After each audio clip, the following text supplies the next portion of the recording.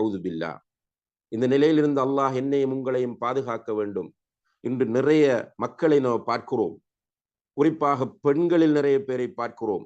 நல்ல பக்தியானவர்கள், ஆனால் உள்ளத்தில் பொறாமை, உள்ளத்தில் பலவிதமான நோய்கள்.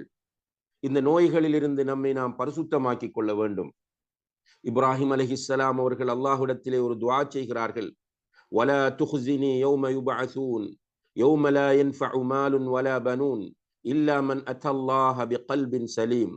யா அல்லாஹ், மக்கள் எல்லோரும் எழுப்பப்படக்கூடிய அந்த நாளில் என்னை நீ இழிவுபடுத்தி விடாதே.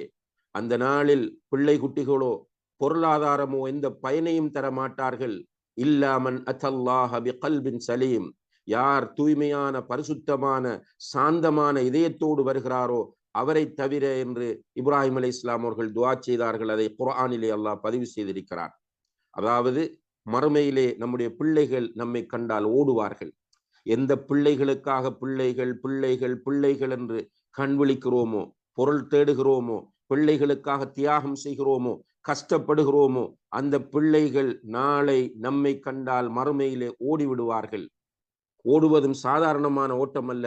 எஃபிர்ரு என்று அல்லாஹ் சொல்லுகிறான், விரண்டோடுவார்கள்.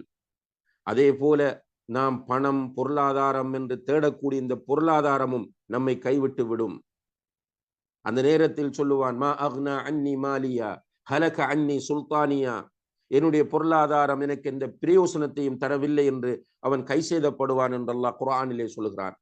ஆனால் அந்த சூரியன் நம்முடைய தலைக்கு 1 மைலுக்கு மேலே கொண்டு வந்து நிறுத்தப்படுகிற, நாம் உடம்பிலே ஒரு துண்டு துணி இல்லாமல் நிற்கிற அந்த மஹ்ஷரிலே நமக்கு பிரயோசனம் தரப்போவது நம்முடைய பரிசுத்தமான இதயத்தை தவிர வேறு ஒன்றும் இல்லை என்பதை குர்ஆன் மிக தெளிவாக மிக உறுதியாக சொல்லுகிறது என்பதை நாம் எல்லோரும் கவனத்தில் கொண்டு அதை புரிந்து கொள்ள முயற்சி செய்ய வேண்டும். வெறுமனே ஒரு